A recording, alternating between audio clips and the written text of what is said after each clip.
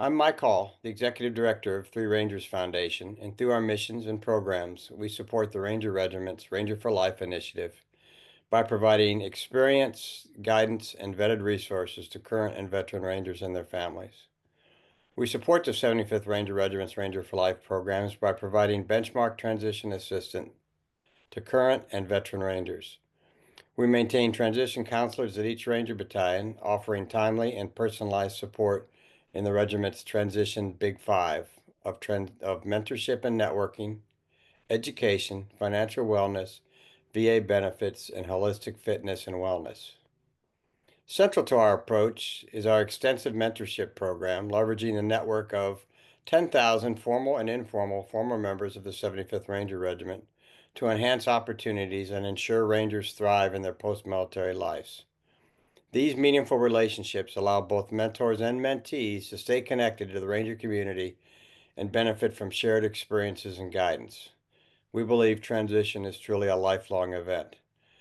Today, we're going to hear mentor advice from Ranger Network mentor Al Buford on entrepreneurship.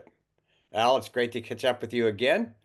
Thanks, Thanks Mike. for all you do giving back. A very, very active mentor who's reached out to many Rangers and veterans and a whole lot of other people. A great giving story. Why don't we start with you telling us a little bit about your military and your post-military background as a lead-in to your insights on entrepreneurship? Sure. Yeah. Thanks, Mike. So I served in the three Ranger battalions and as an operator in a special mission unit. I was an NCO the whole time, active duty.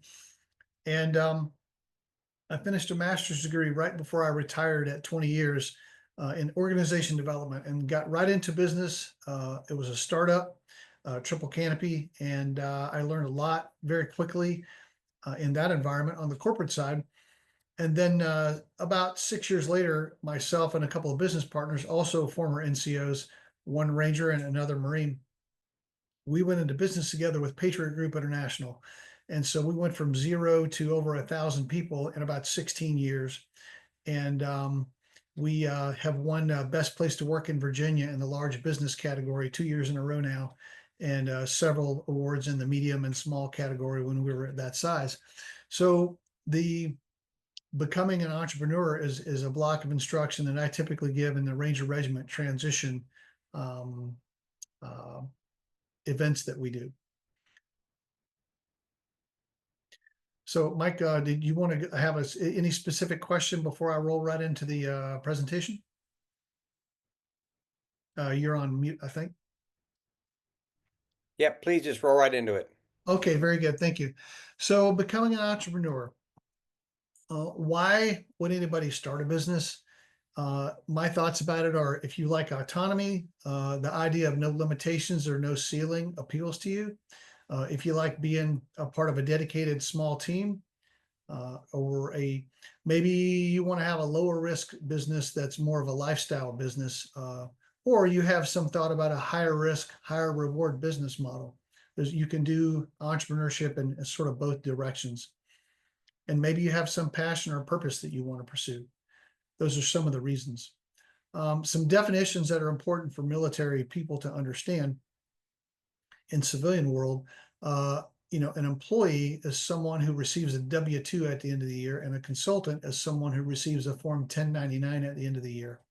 And they typically work within the business, but they don't really have any big risk if it fails. If the business fails, they just go and get another job somewhere else. They haven't lost any significant amount of money because they didn't risk any money.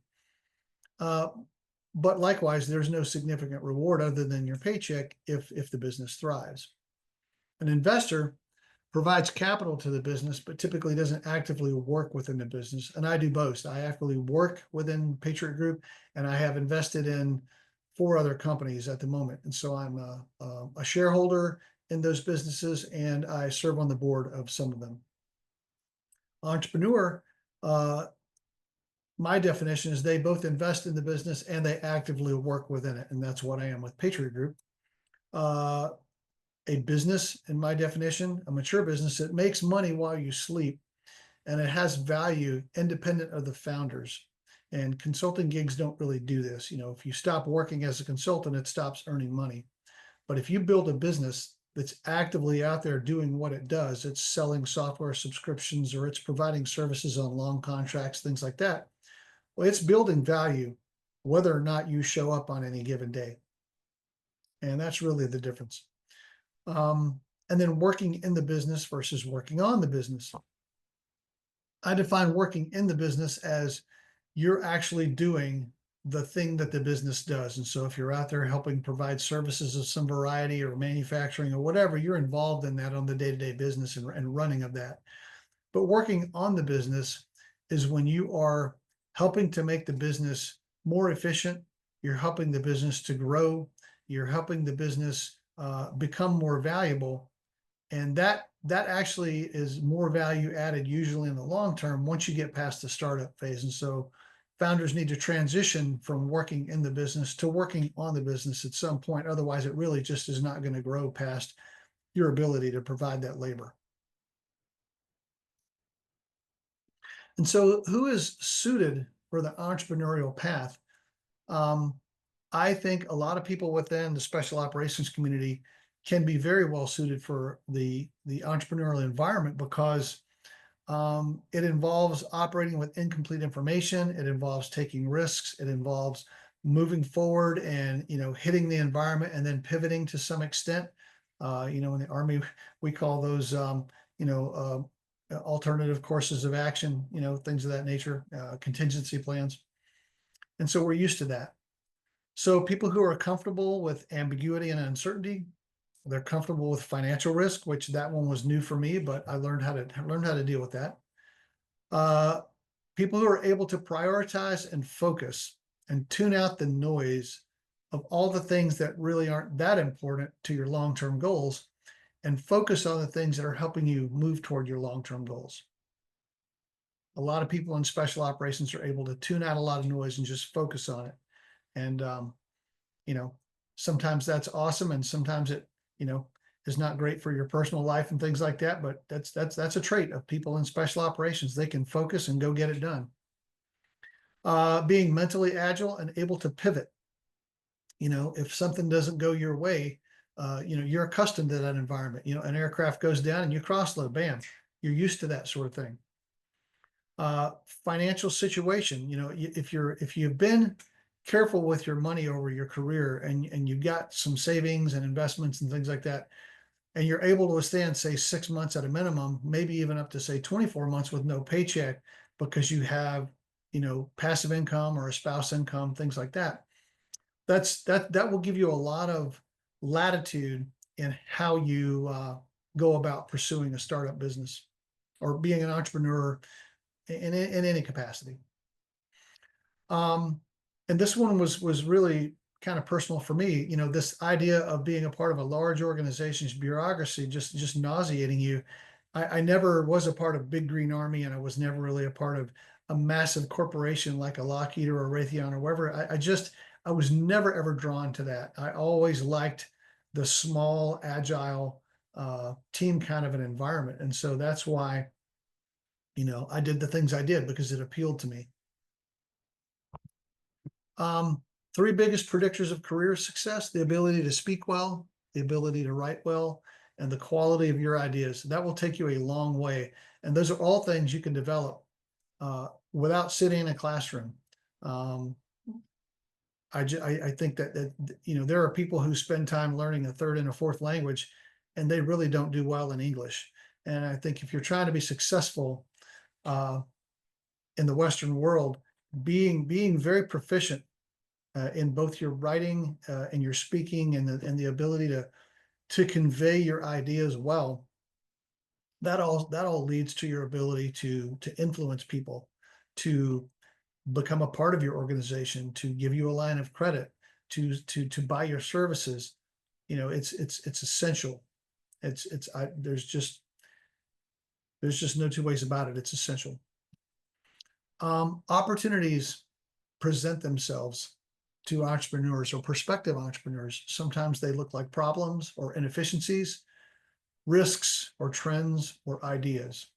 A classic example is, Zappos. They sell shoes. Well, people have been selling shoes since probably the Roman times, but then there were sandals. but they've been selling them. And so what was special about Zappos is they had this bright idea to put a warehouse full of shoes next to a FedEx hub. And anybody who ordered a pair of shoes today, they will be on your doorstep by tomorrow morning. And they'll remove all the risk by sending a size up or a size down, and you can ship back the one you don't keep. And so it was a brilliant business model, and it's still working well today. So that was an inefficiency that they solved. That's just one example. Equity. Over 80% of people who become millionaires in this country become so because they have equity in a business. That means you own a portion of the company.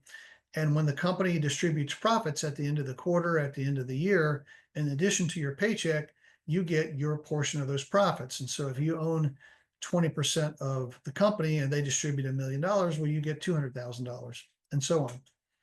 And then when they sell the company, if they sell it for $10 million, well, you get your 20% of that. And so equity is really, really one of the most important things to get involved in if you're going to get involved in businesses, I think.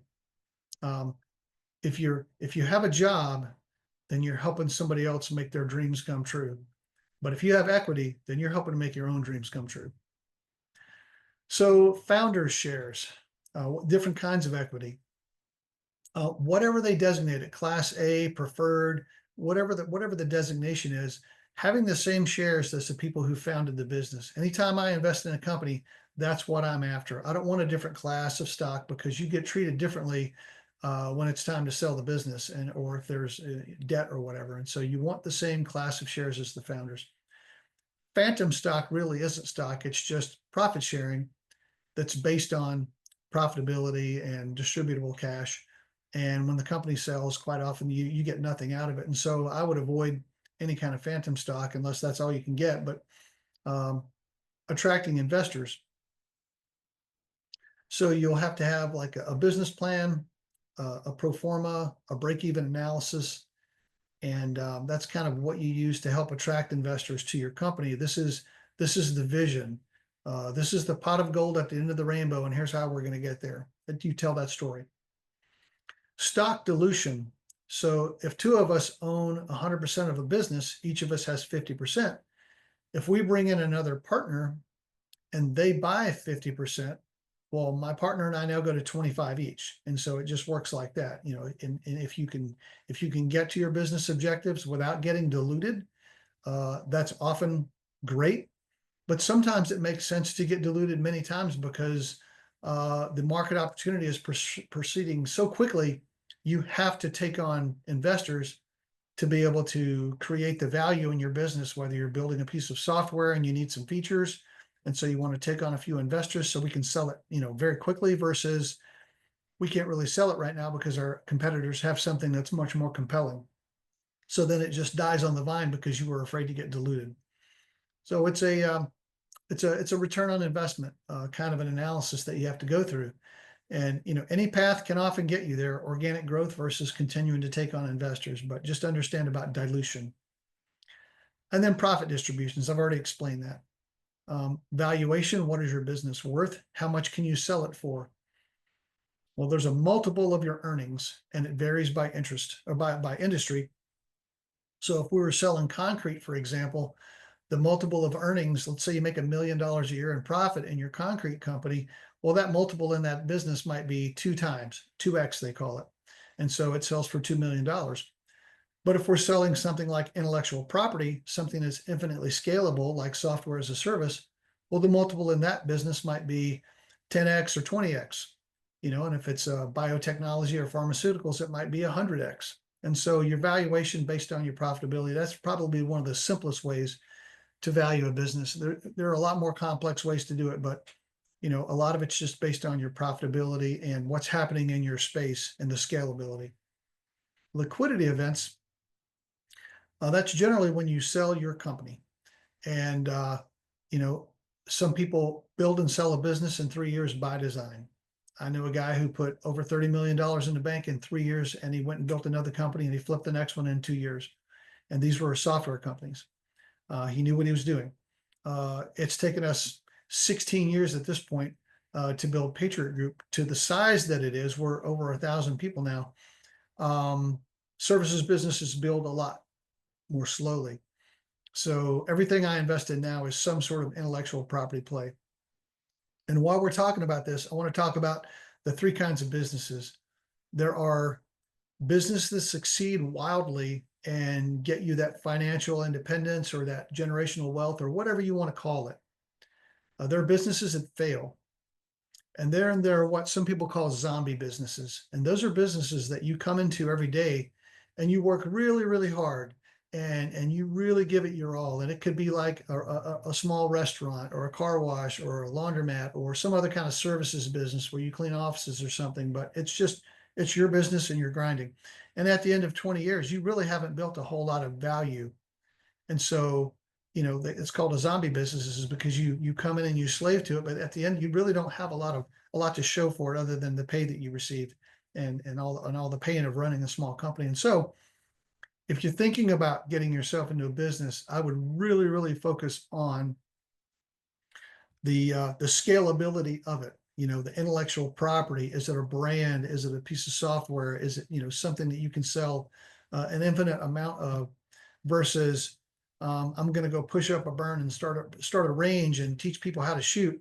And that's going to be my business. And I think that's going to make me a lot of money. It really won't. But I've beat my head against the wall having conversations with former Rangers who want to go do that and think they're going to get rich, and you just won't. Scalability. Services business, they're a little slower to scale than say like some other kinds of business. Manufacturing businesses, you build your plant and equipment, takes a lot more upfront money. Services businesses are easier to put together from a financial perspective because it's just labor and you can hire that. Intellectual property-based businesses, you can build an application that works on the AI infrastructure for maybe $500,000 to $1 million, and you can do it between 6 months and a year. And you can scale that an infinite amount. You can sell it an infinite amount of times. And so IP businesses, that's the only thing I'll invest in at this point, because that's really swinging for the fences. They have a higher failure rate, but if you take an amount of money and you invest it in 6 or 7 different businesses, and yes, some of them are going to fail, but the ones that succeed are going to be like 15x or 20x. And so you're going to get far more than your original amount that you invested. Social and online type businesses, people who are influencers, they have a lot of online content. People know how to make money with that if they're really into, doing a lot of podcasts and things like that. Lessons learned. One of the most important lessons I learned is something I call tuition. And that's the difference between what you thought you were going to make on a deal and then what you actually made on it. And that dollar value difference, well, I call that tuition. And I've paid some. And now, when I'm in that same situation going forward, I learned the lesson and I have the spine to say to the person, hey, I've already learned this lesson. I've paid the tuition and here's what's going to happen for us to move forward. And they laugh and they go, oh, yeah, that makes sense. And then you just do the thing. You're not challenging them. You're just telling them you've already learned that lesson. So tuition. Reasonable value exchange. Anytime I'm trying to negotiate about anything, you want the deal to be fair for both parties and you want it to feel fair. And there are times when I could have talked somebody into getting on an airplane to go overseas to do a project for a lower rate than what everybody else was getting paid. And they would have taken it just out of desperation, or they just didn't know their market value. But what happens when they get around everybody else and realize they're making less money? You're going to lose them. They're going to get upset. They're going to feel like you're unethical. And so it's important to be ethical with people and be fair to them, because you're not just trying to do this deal. You're actually building your reputation as a credible person. And so down the road, when another deal comes, they hear about some opportunity, they want to bring you in to help go solve this problem or be a partner with them or be a solution provider. It's because they trust you, because you didn't screw them over in the past. You were ethical with them and you were honest with them. And there are a lot of unethical people in business. And so this reasonable value exchange, I use that term a lot. Getting paid, trusting people in business. there are a lot of people in business who can't pass a background check to go get a job with a regular company. So they're a consultant because you typically don't get your background check when you're just doing a quick consulting gig for somebody, or they start their own business because they can't get hired anywhere because of whatever's in their background. And so, and they cover that up by bringing in other people to be the face person or whatever. But there are a lot of unethical people in business. And so, um, when you're in the Ranger Regiment, for example, you're used to people being accountable for their actions and doing what they say they're going to do, being responsible. And when you get into business and we're talking about money, some people act like every specific deal is the only money they're ever going to have access to for their entire life, and they treat people that way. And so you have to really be careful for that, because there are a lot of people out there will screw you if they get a chance, and they will lie to you, and they will not pay money to you that they owe you.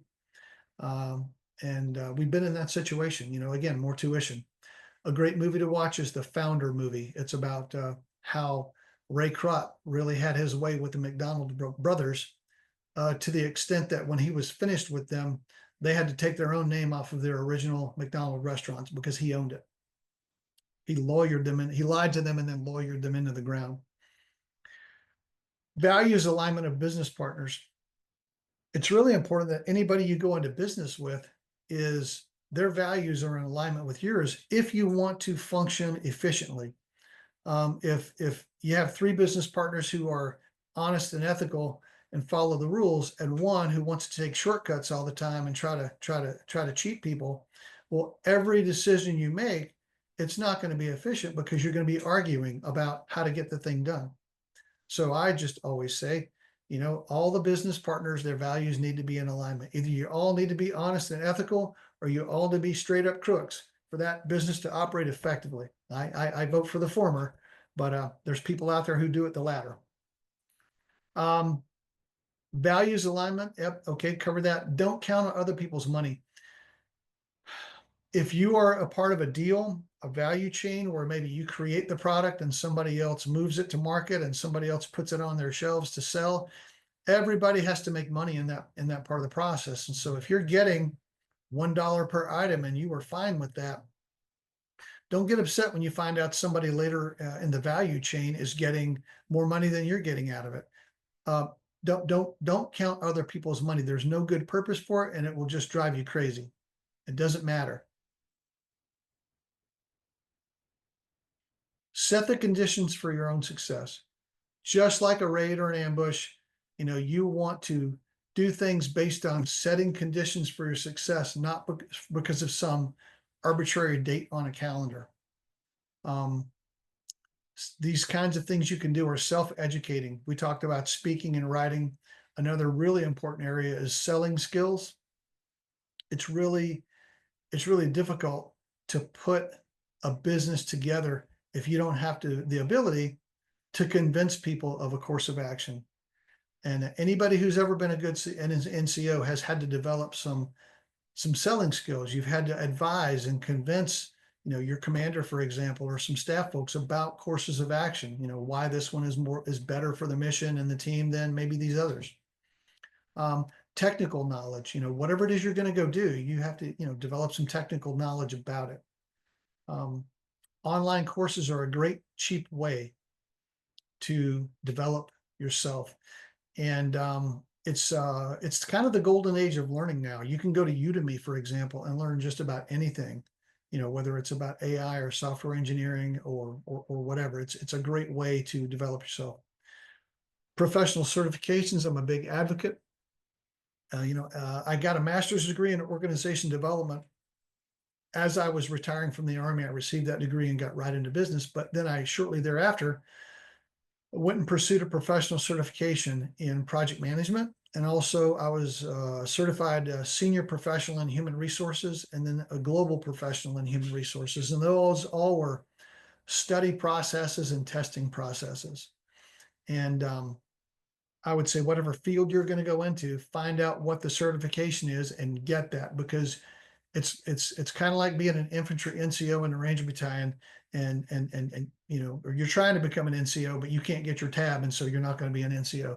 In business, you need to have the tab of whatever that field is, the professional certification. Formal education, I would never talk anybody out of doing that. I would just say make sure that you do the return on investment decision, do the analysis of what kind of pay am I going to be able to get with this kind of a degree, and look at the market, not only where it is right now, but where is it going to be in 4 years? Where is it going to be in 10 years? So get an education that's going to be useful down the road, not just right now. Um, I've seen people waste money on degrees like philosophy, and it turns them into a wonderful barista. It's really good to get a degree that's relevant to the world that you're going into, business or whatever. Your network, deep network versus shallow network. Your that deep network is the people that you know well, your relatives, your close friends. And your shallow network, that's people that you met at a trade show or some school or some convention or whatever. And you had a good rapport with them, and you made a good enough impression that they'll return your call or your email. And the difference between the two is the people in your shallow network, they're going to know about different opportunities beyond what your deep network knows about, because typically you and your deep network, you know about a lot of the same things and you travel in the same circles. But the shallow network is actually a lot more fruitful for getting into areas that or learning about opportunities that you don't already know about. And that's how I found my way into investing in companies that do things with data center storage and AI and things like that. Environmental scanning. Environmental scanning is always looking at the situation around you and determining, what is the problem? What is the what is the issue? Why is this business well run? Why is it poorly run? Instead of just standing in line complaining that the line's not moving, do some analysis and figure out why. And I'm at Chick-fil-A, and I'm looking at the people who are the servers, and I'm trying to assess the extent to which they would be good at providing customer service in a different environment. Where's this 18-year-old kid going to be 10 years from now? They're getting great training on customer service and sales, and so a little bit of sales. And so always be scanning the environment and look and learning. Use the environment as a teacher, not just I'm upset because this line's not moving or this service was very poor. Learn from it as a business. Personal financial preparation. Going into being an entrepreneur, it requires you to have some discipline and live well within your means. And if you're trying to get investors to invest in your company, for example, or you're trying to attract business partners, if you are up to your eyeballs in debt and people are trying to collect from you, or you're being sued for owing somebody, it's going to make it hard for you for other people to try to invest in your business when they realize that you can't even balance your own checkbook. And so your personal finances are important to your own personal credibility and your ability to then go and comfortably get into an entrepreneurial situation. Having a backup plan.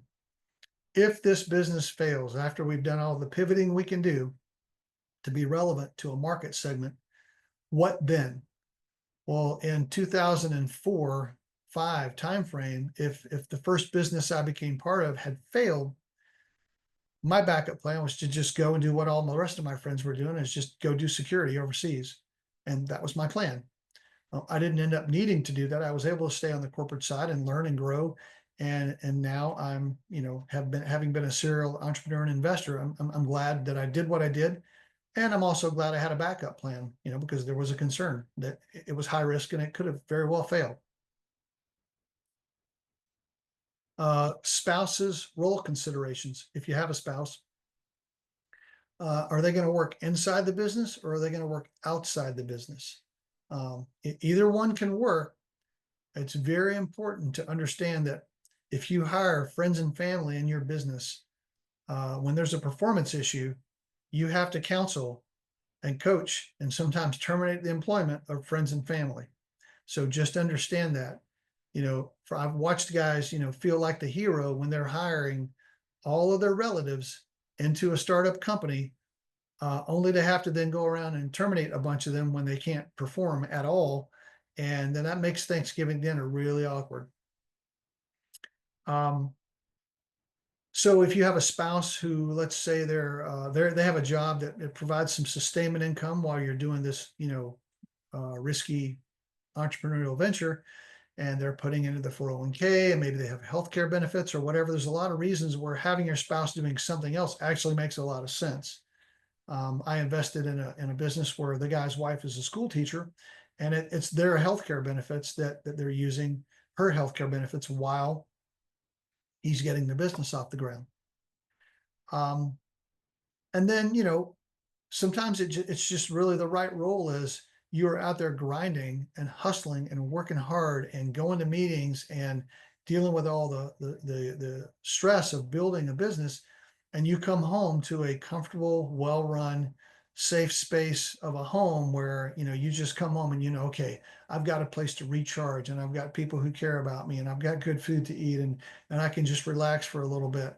That's a wonderful thing to have as an entrepreneur, for your own mental health and your own sustainment, because it's hard. Quite often in the early stages, it's very hard. So, book recommendations.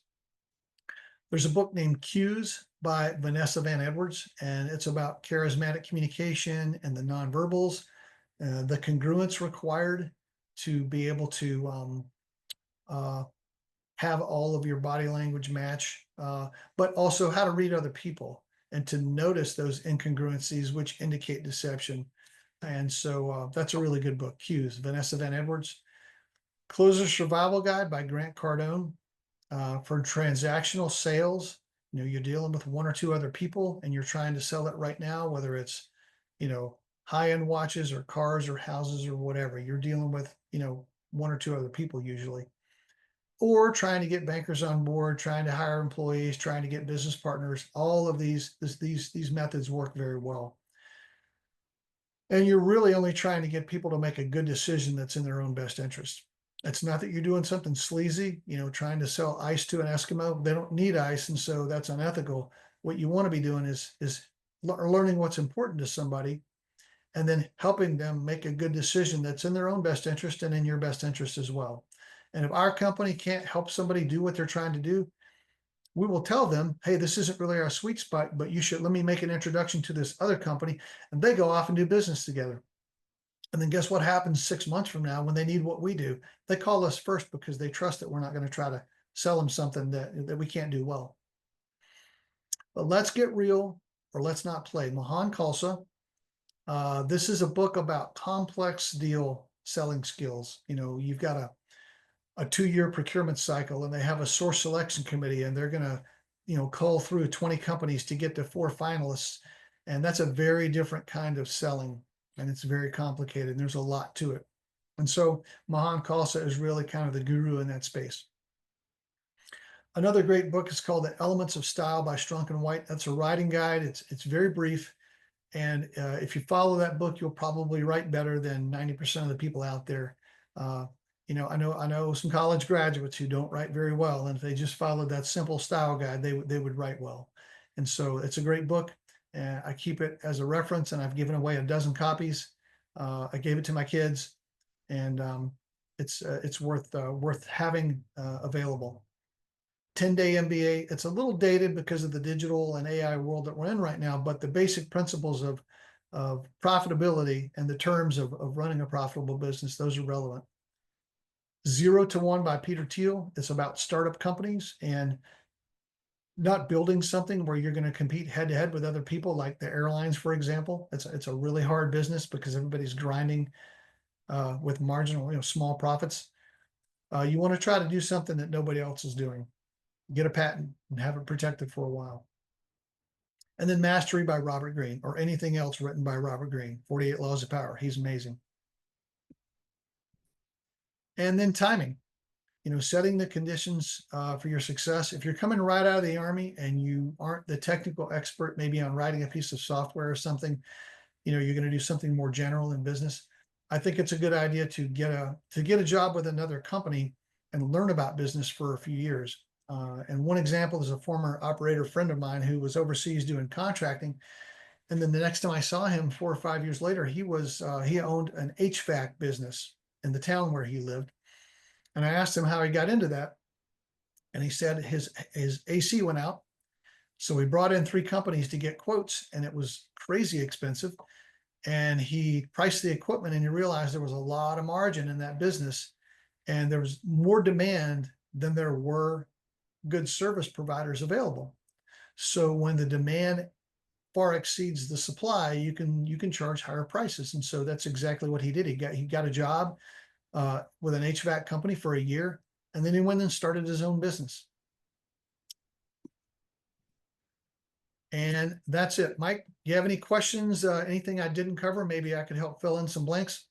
Yeah, I'm going to ask you to reiterate a few things, but it's as you go through this, it reminds me you were everybody that worked for you, especially when you were a Ranger First Sergeant. I mean, just being a good human being is how you succeed in business, it seems. So, yeah, a lot of things. This is almost also just a leadership lesson on how to treat people. Absolutely.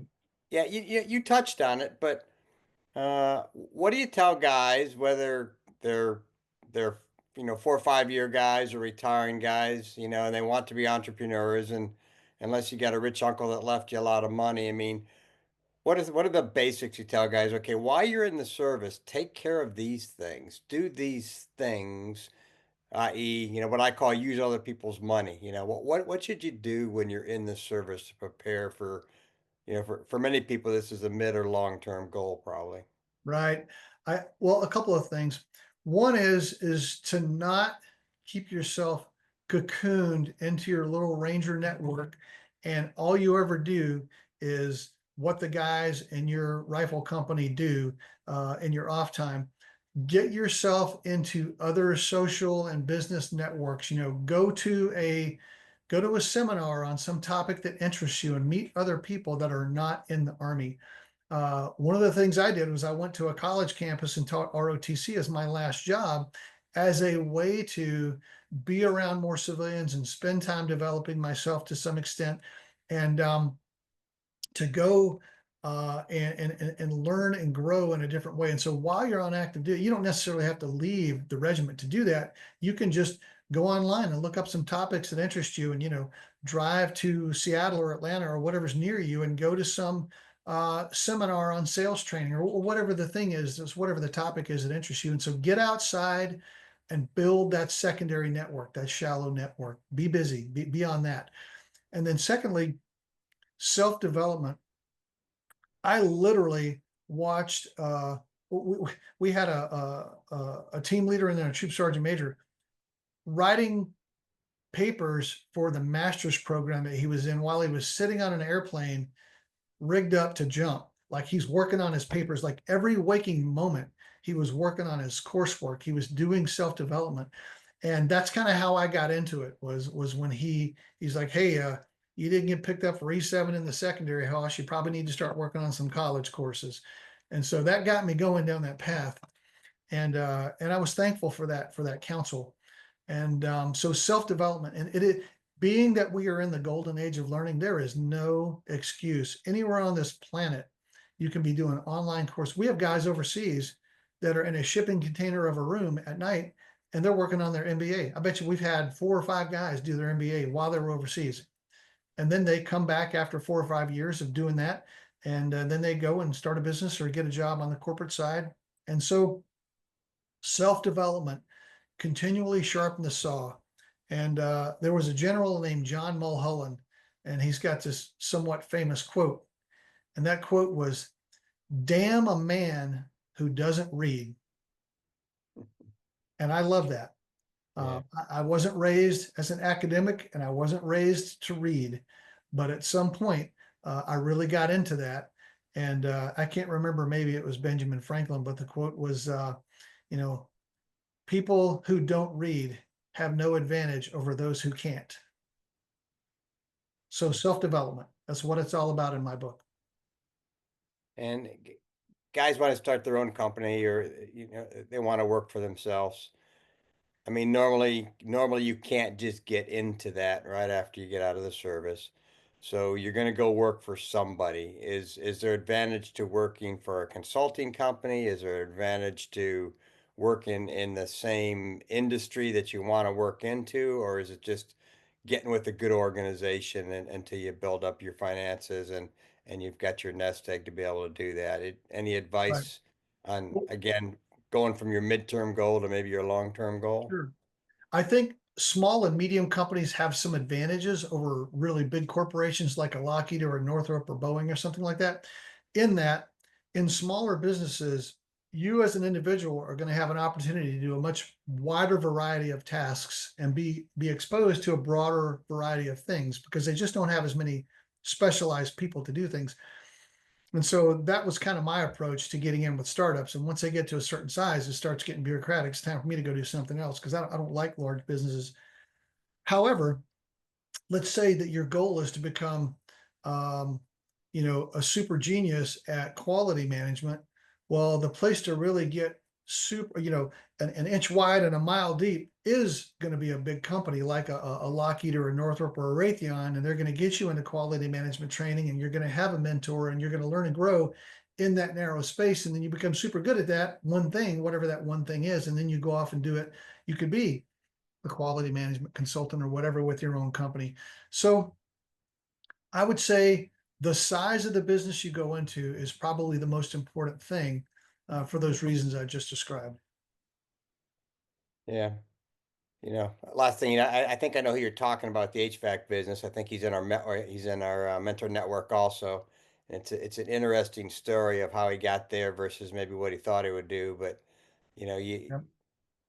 we all think we're going to do something later in life, and then things change, and we end up doing something different. Yep. So, yeah. But thanks Yep. for your time today, and thanks for all you do, giving back to Rangers, giving back to veterans, giving back to people that are less advantaged than most of us, and Rangers lead the way. Thank you very much. I appreciate it. Take care.